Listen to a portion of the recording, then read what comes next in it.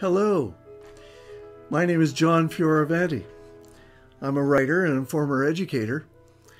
And I don't know about you, but I really like inspiration, and it's an important part of my life. It's become so important that I write about it now. I write blogs that I hope are inspirational, and I put together a book of inspiration, and that book is called Reflections. And in this book are 50 quotes by some pretty famous authors, and I wrote a reflection about each and every one. And in these reflections, I tried to ascertain just exactly what was the author, what was his meaning or her meaning? What did they want us to hear from their words? And the other part of the reflection is, okay, this author is saying this. Now, what does that mean to me in my life? Because I'm not a spring chicken anymore. I don't have decades and decades left to live, and I'd like to do a better job of living well. And I find the inspiration in these words are going to help me get there. So I wrote this mainly for me, but I'm hoping that you will enjoy and find meaning and be inspired to improve your life. And what I'd like to do for you right now is read one of these reflections. It's called, "Don't Kick the Habit, Be Excellent." The quote, "Excellence is an art won by training and habituation. We do not act rightly because we have virtue or excellence, but we rather have those because we have acted rightly. We are what we repeatedly do. Excellence, then, is not an act, but a habit." End quote. Aristotle. Now, Aristotle, who lived in northern Greece from 384 to 322 BC, was one of ancient Greece's most revered philosophers. And he became the tutor of one of the world's greatest military conquerors, Alexander the Great. And in that position as tutor, he had the opportunity and the means to publish a lot of books. And many of those are still in print today. So his works are still highly regarded among Christian and Muslim thinkers alike. Now, although I studied some of Aristotle's works in university philosophy classes, I do not find his writings easily understood. He's a deep thinker. So I tread softly through this quote. And before I explore Aristotle's words and the intent of his words from my own perspective, I want to discuss the meaning of this term excellence.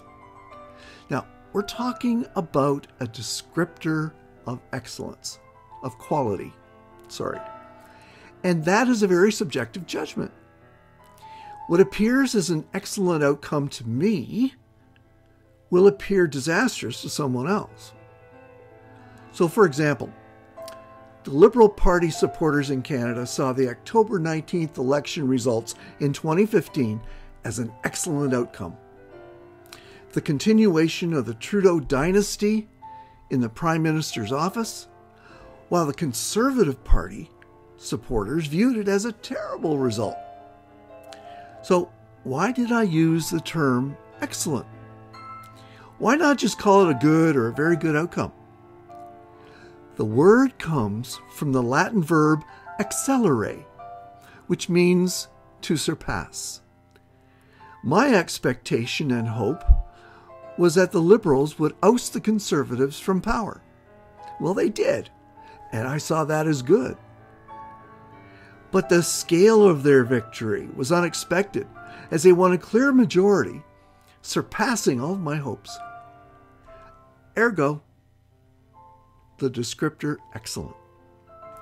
Now, Aristotle is telling us that in our lives, we will not surpass a standard or a set of expectations because that attribute is built in.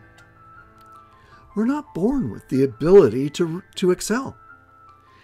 It comes only with training and habituation. I discovered this as a teacher back in 1975, now way back when. Although the Ontario English curriculum for grade 7 English students forbade the teaching of formal grammar, well, I was a bad boy and did it anyway. And I submitted plans for creative writing lessons to my superiors for approval, and then I went ahead and taught the grammar. The curriculum only allowed us to teach grammar points informally as the need arose. Well, seeing that as nonsense, I taught a full period of grammar every Monday and then drilled that lesson on the other 4 days. And I did that. When students entered the classroom, they were required to copy a sentence from the blackboard and then do a graphic analysis in their notebooks while I took attendance. Then we took 3 minutes to correct it. This went on every day for the school year, and the daily sentences became more difficult and more complex as the lessons progressed. And one day I got a call from a high school teacher from across the city, and she wanted to meet with me because she wanted to know my secret. By polling her grade 9 students, she discovered that the ones who really knew their grammar were my former students. Training and habituation. So what does this mean to us as we navigate through our lives outside of an academic classroom? Well, perhaps I'd like to be more disciplined about how I relate to others. Do I take the time to measure my words, or do I just blurt out my feelings?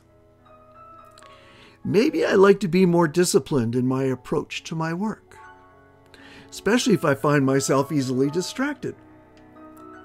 My level of discipline will not become excellent until I train myself or get the training elsewhere to improve my performance.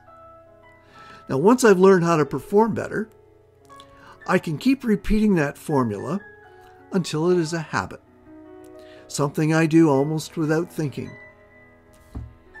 It parallels Olympic or professional athletes who, having learned the necessary skills for their sport, practice them repeatedly to the point of exhaustion and become the kind of players that we spend big money to watch because they've got it down excellent. Okay, it seems clear that for Aristotle, excellence is a natural outcome of good training and habitual practice, which adds up to a lot of dedication and work. Again, there's no easy button where excellence is concerned. There's no such thing as an excellent performance without a focused plan and an investment in time and effort. It's interesting that he refers to excellence as an art. The term often refers to works made by creative skill. And from that perspective, perhaps it is how we go about the training and habituation in achieving excellence that can be labeled as creative. Therefore, excellence is an art, planned training, and practice to arrive at a beautiful product that stands out above the norm. No matter how you look at it, it ain't easy. So this is what I try to do with all of the quotes and in my reflections. Try to make it meaningful and helpful and above all, inspirational. So I hope you've enjoyed this and perhaps we can do it again sometime. Bye-bye for now.